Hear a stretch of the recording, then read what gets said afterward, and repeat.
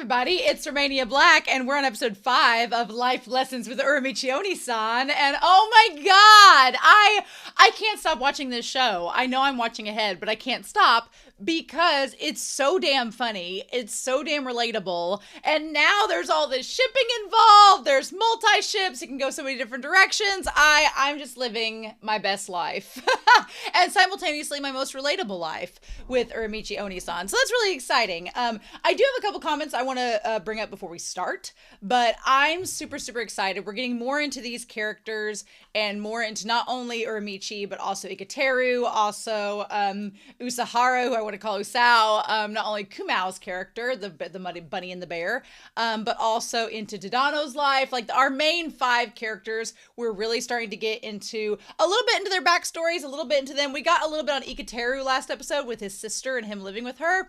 I'm going to be really curious what we get with Tadano. I want to know more about her boyfriend, and I feel like we're only on episode 5, so we've got a lot of time to like get into her boyfriend and his character as well. So I'm excited about that. But also to get into Usao and Kumao. Kumao seems quite interested in Ikateru's life, so we'll see where that goes. And then, of course, there is Uramichi as the gymnast and why he's so disillusioned, and if we're going to get more into that. But I've really appreciated all the comments. I feel like all of us can in some way relate to the idea of having ambition and a dream and then it falling kind of maybe to the wayside or being altered or changed and what that does, right? I feel like the last series that I watched that really touched on this topic was Blue Lock, but that's a sports anime, so it's not really the central focus, although it kind of is, if you need a plug for Blue Lock. Not that it does. The series is crazy popular. But I do want to talk about a couple things before we start. First, Truck and HBanana7 both noted that Zalaxy is a play on the magazine Zexy, which is a wedding magazine. And Truck kind of pointed this out along with the thing following it, that it makes more sense now, the joke, back in episode 2, because we saw Tadano put the magazine down on the table that was Zexy, like, hey, boyfriend, we've been together a while. Let's talk about maybe getting married. And then what does the boyfriend do? He puts the Shonen Jump on top of the magazine, almost as if saying, no, I'm not ready to be committed. I don't want to be committed to you to marriage. But also he's like, I don't want to commit to growing up. Because, you know, when you're younger and you're by yourself, or even if you are single and by yourself, there is this sense that you can kind of do whatever you want. Like if he wants to be a struggling comedian, yeah, that's your life. You do what you want to do. But when you involve a partner into it and someone that, you know, you're getting in a relationship with, and then there's talks of, well, how can we sustain ourselves? Are we going to get a house together? Are we going to start a family? Are we not going to start a family? We still have to provide for each other. There's more responsibility there and there's more expectations, and you kind of, but that's part of growing up as well. And so it's kind of going to put a damper on, you know, are you going to be a struggling comedian forever? Or are you going to try to do something else on the side, you know, to provide? And it seems like he's not ready to be fully committed. And that's kind of driving her crazy because she kind of is. So that's really good to get that explanation. So thank you, Truck. Thank you, H Banana. That's going to add another layer to her character and why she had a breakdown last episode with them at the bar. And they're all like, we're not committed, so we can't really help you. So that's interesting. Also, Usahara, which I'm glad Usahara, I have the hardest time remembering Kamau and Usao's actual names. So Usahara is a little bit helpful. Usahara, the rabbit boy. I love that Truck made the comparison that just like a rabbit, he keeps digging holes. He's digging his own grave with Uramichi. But I kind of agree with Truck. I do like their dynamic where Usahara gives Uramichi a really hard time and he kind of sets himself up to be reined in by Uramichi. But at the end of the day, he visits him. He tries to hang out with him. So it's like there's that shipping element that I'm like, okay, I see it. I see you. You're giving him a hard time, but at the end of the day, you still want to be a part of his life. That's shippable. I like it. Seppi and several others pointed out, or G-Wolf 7948 and several others pointed out that Miyano Mamoru sings the ED. That just adds a whole nother layer to it. And I'm like, oh, I'm ready to hear the ED now because I want to hear Miyano's singing voice again. I was like, this voice is beautiful and I love this ED. It's Miyano Mamoru. Of course I like it. So that was awesome. Thank you for telling me that. And then to go along with the singing aspect, Seppi says that Tadano Utano literally means ordinary singer. So just like she's with this basic comedian boyfriend, she's a basic senior too. Well, that nomenclature is fun. I'm glad that we did that. So, but thank you all so much. I really appreciate all the comments. There's been so many that I'm like, yes, this series is highly relatable. I think we all can relate to it in some way, shape, or form. But I'm really, really excited to dive into this series and see what else we get. So we'll just have to see, right? But we're not going to waste any more time. We are going to dive right into episode 5 of Life Lessons with Uramichi Oniisan, and we are going to do that here in 3, 2, 1, and let's go.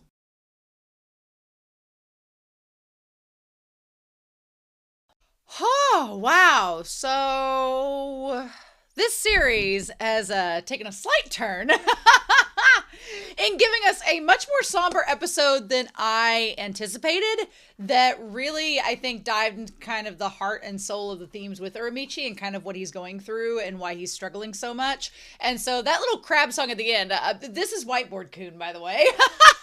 If you've not met Whiteboard Coon helps me out in explaining all things and breaking down things as needed. And I wanted to bring Whiteboard Coon out because the song that Uramichi sings at the end, there was so much going on. I was like, I want to kind of break it down because I feel like it's kind of touching into the heart of these characters and kind of what they're struggling with. So I feel like it was important to bring that up. But oh my God, this episode was simultaneously one of the more somber episodes and not as fast paced. But at the same time, it was also one of the most hilarious episodes, and I haven't laughed like that in a while. So, so thank you, Uramichi-san. But let's go through this episode. This whole opening with Uramichi gathering the kids around and then having so much energy. And then immediately starting out with the kid head-butting the back of his knees. And he's like, what the fudge are you doing, little kid? And the kid's like, and Uramichi's like, I'm glad you can have this blatant disregard for authority or protocol and get away with it, but can't do that myself. So he talks about having a hangover and not having enough sleep, which I mentioned in the reaction OP. I totally relate to because I get terrible hangovers, so I don't drink a lot anymore. But at the same time, I have had moments where I haven't had any sleep.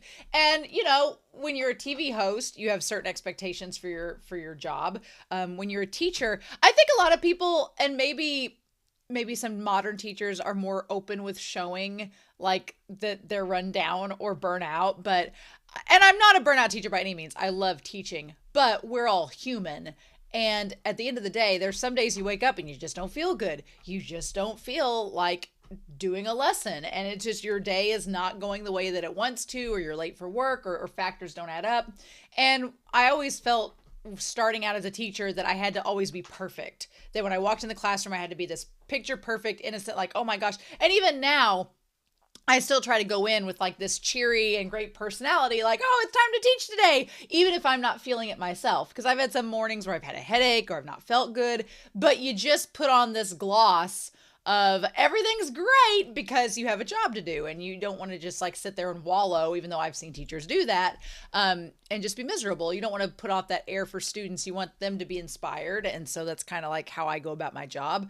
But there's a lot of days where I have to I feel Uramichi-san so much, because there's some days, especially in the role I have now, which is, more on the end of advisement, that there are sometimes you deal with people and they're either crazy or unreasonable, or they're just like rude, and you just have to be like, yep, because it's very much like a customer service position. So you just kind of have to roll with it. But oh my God. So Uramichi definitely is having struggles, and he's asking and this whole scene where the director asking him to do backflips, and you can tell what's so interesting about Uramichi's character is, and I guess we'll just put him up here, that we have Uramichi, that we have him up here, is the idea that he has this gymnastics background, right? He has this gymnastics background, but at the same time, he is professional, even if indifferent. And I think that speaks a lot for his character because he doesn't just like do it sloppily. He doesn't just like get up and be like, okay, here's a backflip. He knows the danger of that move, which makes me wonder if he was injured. And that's why he's like, oh, this could hurt someone. Or I don't know if he hurt someone in the process of his gymnastics and that made him like question what he was doing because he hurt someone. But there is an air about him in that scene where he does the backflip where he not only wants to make sure he does it correctly because he knows how he could hurt himself or hurt others, but he also takes it very seriously. Like he like does the stretches and gets himself prepared. And he's like, okay, let's do this. And what's so frustrating is the director just kind of haphazardly goes, oh, just do a backflip. Oh, do 3. Like, why aren't you doing enough? Like, oh, you know what? Actually, I changed my mind. That doesn't look good. Just keep doing what you're doing. And when the director said, like, I thought that Uramichi's moves are so good and impressive. And when he comes in, the kids kind of seem really surprised and startled. And he's like, actually, you know what? The way you did it was fine. Just do it that way instead. Never mind. And that must feel like such like an insult to Uramichi, who takes it so seriously. It must feel so insulting for someone to tell him that the one thing that he seems to take pride in and seems to be very committed to is just brushed off so haphazardly. Like, never mind. You're not good at that. Like, what a blow. What a dagger to his soul. Am I right? And so he's just like, oh. And they're like, your usual way is actually best. And he's just like, okay. And so they're like, you know what? Maybe it was just that you weren't talking while you're doing the backflips. And he's like, I want to teach them to not approach someone who's doing unsafe things. Like he's trying to keep like the kids in mind. And it blows my mind that the director's just so haphazard. And when he finally like gets serious and gets himself worked up and decides to do it, and then the director's like on their phone and gets distracted and he's halfway through. And then he's just like, oh my God, it's just like him against the ground there. I feel like Uramichi with his fists on the ground in that position is the version of the Shinji chair from Neon Genesis. That's this series' version of that. And it's so heartbreaking because it's such this moment that's so good. And the kid, I like the one kid that's just like doing this above him and they're all like, are you okay, Uramichi? And he's like, nope. He's like, yeah. They're like, well, you're the best. Just keep doing what you're doing. And it's almost like the director kind of glosses over and they're so rude and they don't understand at all. They're so out of touch. But then they gloss over it with a, do your best. You're doing great. And he's just like, okay. Oh, it's so heartbreaking and relatable, right? So then he does the side plank. And I really love the side plank because I do that a lot when I like exercise. That's like a really good exercise. And they're like, why are they making you do it by yourself? So there is a sense of loneliness with Uramichi. Obviously, there's this loneliness and isolation factor of it because he keeps on talking about like doing the jokes alone and writing them by himself in his apartment. Like you can tell that Uramichi's lonely, right? So then it's like, well, why doesn't he become friends with the others more? And we'll talk about that with the song. And so he relates like the exercise he's doing to being a dog and to sitting. He's like, it's like a paw or sit, like a command for a dog, meaning that he feels like somebody that's being just treated like a dog at work, right? He's like, if I do this, I can live to see tomorrow. And then of course the kids bring up, they're like, well, why do you want to live to tomorrow? Is it because there's something that you want to do? And he's just like, and it's like, oh my God, these kids are bringing up like, well, what's your purpose in life? And it's like, oh my God, like you kids, you can't just ask a depressed man that out of nothing. And he's like, well, those are the words of people who don't have anything specific that they want to do. They say the most, right? And I love the kids are just kind of like, just staring at him. He's like, let's smooth things out by faking cheerfulness. I like that he's essentially trying to like keep the kids from becoming disillusioned like him. So he's like, let me teach you the hard lessons about life growing up now so that you won't make the same mistakes I did. So he talks about the riddle and he's like, what are things that you kids have but adults don't? And it starts out easy enough, like nap time and things like that. And then the kids, he's like, keep the answers coming. And they're like, freedom, heart, hope. And he's like, those are all correct answers. And the kids, the way they say them and their eyes being glazed over, oh my God, it's insane. Insane. And so then they have their jolly friends come over. Usahara cannot catch a break. Usahara does everything wrong. Usahara comes out too soon. He says the wrong lines. And Uramichi, who's kind of like a perfectionist, is so annoyed at Usahara because he's not doing things correctly. And he's like, and also because Usahara keeps like digging his own grave and poking fun at Uramichi. Here's my thing. I like the two ships that I have for Uramichi are either Usahara and Uramichi or Ikateru and Uramichi. One of those two. And I feel like they're totally two different dynamics. With Usahara and Uramichi, they very much are like the couple that pokes at each other and presses each other's buttons, but at the end of the day, they're there for each other. That's kind of like they're both similar but opposites at the same time. And then you have Ikateru and Uramichi, who are both like kind-hearted souls that it's kind of like hidden beneath this wall, but neither of them really realize how similar they are. And I kind of like that duality as well. I like that Kamau's just like this the whole time. He's just waiting for Uramichi to just pounce on Usahara, but not like that yet. And then the kids, like the fact that he gets these kids to basically outdo him, and then he's like, you're gonna do something funny if they outdo you, and he's like, wait, what? And just the way that he stares at Usahara, he's like, oh my god. I think it helps too that Usahara and Kumao have like the little teddy bear and rabbit masks on that have the tiny little mouths, so it like exaggerates and makes them seem even more like terrified. I love it so much. And then he's like, we can't be your stress relief. And he's like, oh, do you think that you alone could relieve me of my stress? I'm like, oh my god! It's so funny. He's like, no, that wouldn't be good enough. And so, like, if you're struggling with something, you can tell us about it. And he's like, worries turn into vague anxieties before you know it. And they're like, yeah. And it feels like Uramichi's like, what would I talk to you about? He's like, I have this overarching anxiety and depression. What could I tell you that would make you offer me advice to make me feel better? So then they have them all. I didn't realize that they all like greeted the kids or like said farewell to the kids as they were going home with their parents. So that part's really interesting to know that they kind of like do a little meet and greet with the kids as their parents pick them up. And of course, the one mom is like, can I shake your hand, to Miyano Mamoru's character, because she's like, oh my god, you're so hot. And he's like, sure. Like, has onigiri on the brain. He's also really tall or she's really short when he stands next to the mom. But then this one kid comes up and he's like, my dad's got the day off.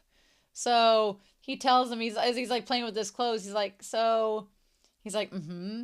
He's like, I can go see the concert next week. And Uramichi's like, oh, and he's like, I'm looking forward to it.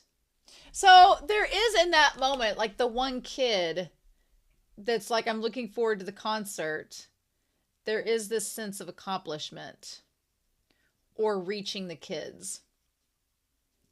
And that moment is like really underrated because it's just a second where Uramichi's like, oh, because the kid's like, oh, my dad gets off work, so I get to go see your concert and I'm really looking forward to it. It's like for all of the bullshit that they both have to that all of them have to wade through, like with the kids that are annoying or the kids that are just like not listening, or the kids and the fact that their director and stuff make their life so difficult on the job. There's like all of these negative factors in the position. And so it can be really hard sometimes to see the good, which this one kid, like, he's like, oh, I get to come see you guys. I'm so excited. It's like, oh. So it kind of like, makes up for it for Uramichi in this moment. And it kind of explains, like, I was wondering, like, why does Uramichi stay in this position, if it's so bad?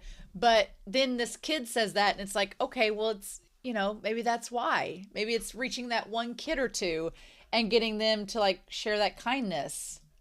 It's really cool. So then all of them are like, oh, yeah, the concert. And they're like, yeah, I forgot about that. And they're like, it's next week, isn't it? They're like, yeah, I forgot about it. And she's like, all of these concerts, they put me in low spirits because they take so much out of me. And I like that Uramichi's like, I have a coupon for the gym if you like. And which, maybe that's another reason that Uramichi works out so much, because, if you work out, it releases serotonin, which is supposed to make you feel better. Like, I like walking and jogging because it makes me feel better. And so maybe that's the reason why he's such a workaholic, because it makes him like, it balances against the depression. He's like working out, releasing serotonin, and then his depression, they kind of like even out. Maybe, I don't know how that biology works. But so when he sees that she's like in low spirits, he's like, oh, I have a coupon for the gym. And she's like, oh, but yours is a full scale gym. She's like, I don't want to go there. So I wanted to look this up. Like, what does a full scale gym mean? Oh, it's just like personal training and fitness and full body workouts. I guess it's too much for her. But I was like, Irmi, she was trying to be nice to you. And she's like, instead, like, he has this moment where he tries to help her and she puts him down immediately. And I'm like, Tadano, really? Like, I get from the song that he sings at the end, which we're gonna break down over here, that he like tries to do these nice things and then he's not rewarded for it. And bless his heart, Ikateru, I think, would be nice to Uramichi, but he just is oblivious. You know, he's just clueless as to Uramichi needing that, like, validation. And again, Uramichi tries to help her and she's just like, no. And so then they have the concert.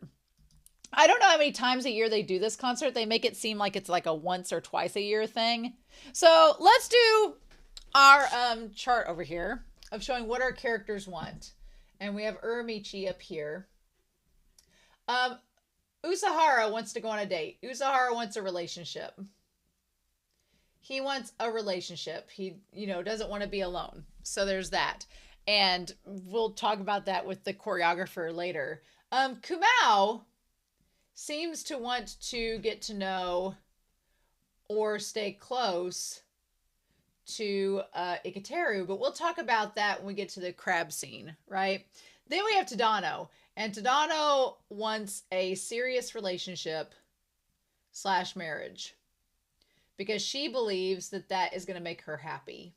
Now, whether that does or not, I don't know. And then we have Ikateru, and Ikateru is probably like the most wholesome out of all of them. We don't really know what he wants. He seems like he's perfectly happy with what he has. He's just like, eh. He doesn't seem like him and Kumao seem the least bothered of the five, whereas Usahara, Uramichi, and Tadano have clear things that they want. So the choreographer looks exactly like a character from Bobobo. I know I've compared this series artwork a lot to that series, but the nose, the butt chin, the blonde hair, the glasses, they look like a character from Bobobo. They look exactly like this. Now, they hit on Usahara throughout this, and that's supposed to be the joke, is that they're hitting on Usahara. It kind of reminds me of a character in One Piece who hits on Sanji, and it's kind of played off as a joke. And I'm like, I don't know how I feel about it. I feel like I'm not saying that moment of them hitting on Usahara means Usahara is not potentially is defining their sexuality, but I feel like Usahara is just like, I'm not interested in the choreographer, and the choreographer hits on them, and that's why they don't drink at the end. They're like, nope, I don't want to get in that position where I make myself vulnerable to those advances. No, thank you. So I'm glad that Usahara shows some restraint. But in any case, I like, also the choreographer says straighten up and then kicks him in the junk. So that might be a sign of something. But they work everybody to death for the concert. And the moment that Ikateru is like, when this concert's over, I'm going to take a paid leave. And Uramichi's like, we don't get paid leave. It's like, oh no. And then Tadano was like, I'm going to get married after this concert. And he's like, don't jinx it. So then all these kids show up. I like they have the Kumao and the Usao like gear. They all look so happy and cute. It's actually adorable. All of the songs though, the songs like start out, they have this like gloss of being happy songs, but the lyrics are actually all just about existential crises. And the first song is just like about how, you can't do everything, so just be friends with people that can do what you can't. But actually that's really hard because adults get jealous and other things. And it was just hilarious. Like, the song just kept devolving and being a lot more sinister than it came across, and nobody seems to pick it up. I do like Tadano's dress, like with the stars and everything. It's super cute. It's like definitely a step up from her regular clothes, whereas Ikateru's just looks like his clothes, like they normally are. I also love when they go back behind the curtains, like Usahara's just in a headlock from Uramichi. He's just like, what about it? Like, whatever they've done and said has gotten them into this position. It's freaking hilarious. So then they have the next song, in which they have the stage marked where Uramichi can do all of his backflips and everything, which is super cute. He's like, no matter how many times that you jump or tumble, there are ideas and gloomy thoughts you can't shake off, right? In that moment, he seems so much like Levi from Attack on Titan. It was not even funny. I thought that was hilarious. But again, talking about like, no good deed goes unpunished, right? That's kind of like Uramichi's mantra, essentially. He's like, they're ideas and they remain inside your heart. And he's like, what does he say there? He says, someone said to me, you're not kind in the past, and it still remains in my heart. So with him, he said someone commenting that he's not kind, and that like deeply affected him. Because it seems like he wants to be a nice person, but because of what people say about him, he's like, oh, well, is it not possible? And so he says that it's probably the case that I'm not good at being nice to others. And he does like all these moves. He's like, but. And he like does all those flips and everything. If kindness means sticking your nose in others' business, then I don't think you kids need to try too hard to become a kind person. So it deeply affected him, and he wants to stay out of others' business. That definitely seems like a no good deed goes unpunished moment where he's like, I tried to be nice and helpful, and it backfired on me horribly. So I've decided to just not be nice, and then I won't have to worry about it. Which is sad. But, okay, the cat staring at nothing again song is the funniest damn thing I think I've seen in I don't know when. Because she's like, oh, you're just looking at nothing, cat. Nothing at all. I don't have any furniture. And then, of course, we have like the existential, I don't have any time or money or food in the fridge. Only my cat. Him coming out in the Idris Elba full-on cat suit. And he just looks so dead inside. I cannot. And then her singing over him saying he's no use at all, but at least he's here. And that being Uramichi playing him. I thought it was going to be Ikateru playing him at first, but no. She's like, that's enough for me with this useless cat. And then Ikateru comes out as the fish market man with the fish, and it's slapping him in the face. Oh my God. And he's just in the fetal position sitting there as the thing is like slapping him in the face. I can't at all. And Ikateru's just like, here, I'm going to have this fish slap you. And it's just like, it's the funniest damn thing I've ever seen. Uramichi getting stuck in the most miserable positions possible.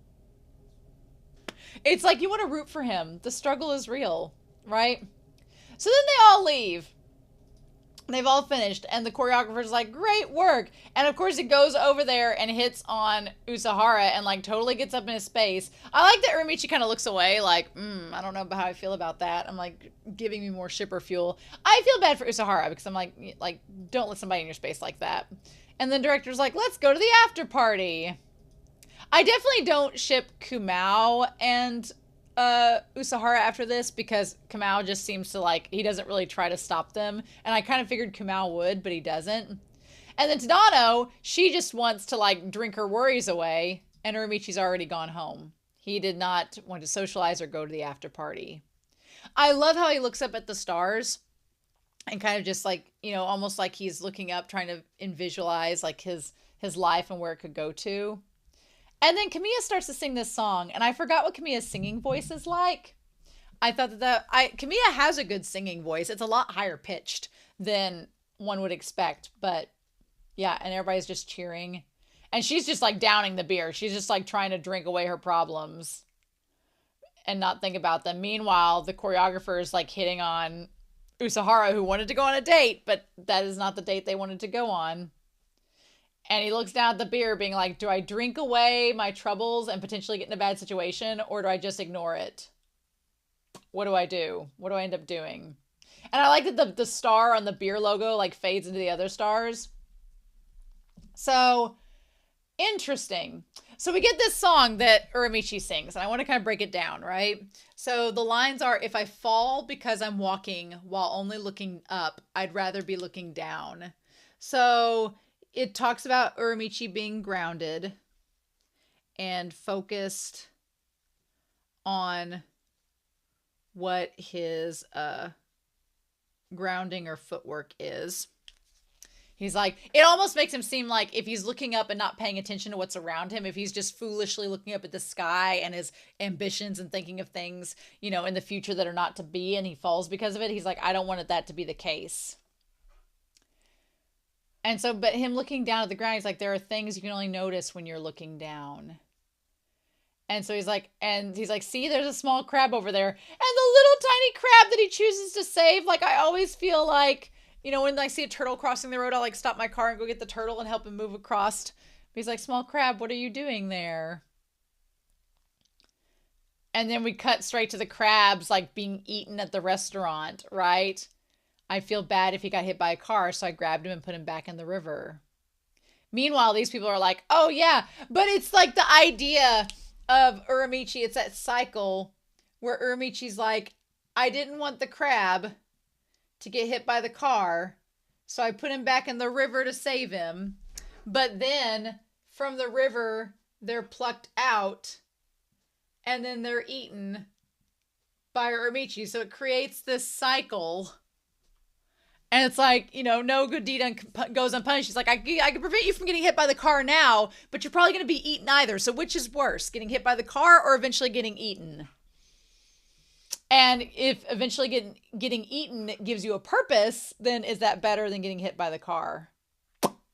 Oh my God. And then to make matters worse, when he reaches to like grab the crab to save him, he like pinches him. So he's like, the kindness and caring that you give to others. What does he say there? Won't necessarily come back to you in the future.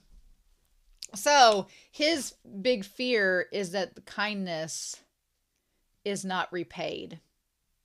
Or that's how he views things. He's like, you can be nice to others, but they're not necessarily going to be nice to you back. And that's like an adult life lesson, which is true. It doesn't always work that way. He's like, I make way for others and get tutted at for some reason. I show a tourist where the station is and my toes get run over by their suitcase. Yeah, it's just like all these bad things. He's like, I try to do these nice things for others and it doesn't work out. So, meanwhile, I like that, of course, Kamau sits right next to Ikateru, right? And Ikateru notes, like, the baby crabs. And he's like, oh my gosh. He's like, these poor baby crabs. He's like, I didn't know they existed. And Kamau's like, yeah, they probably came out of the river. As Uramichi's like saying, I play with a cat and get bitten. It's like, oh my God. Kamau's kind of like, he's a little... He's not rude to Ikateru. I don't know if Kamau always has those eyebrows that are inverted that make him look angry, but he's like, oh, well, they're nothing rare. You can find them in the rivers around here. And Ikateru's like, oh, well, that's really sad. I don't like that. He's like, they caught them from the river and deep fried them. And then as he's saying that, as Ikateru kind of feels sorry for the crab, it shows Uramichi saying, despite all those, I still don't hate or hold a grudge against society. It's not because I love it. So Uramichi says he has no grudge against society. And poor Ikateru, as he's like, oh, this is really sad. I feel so sorry. It's because I've already lost that kind of energy. That's all.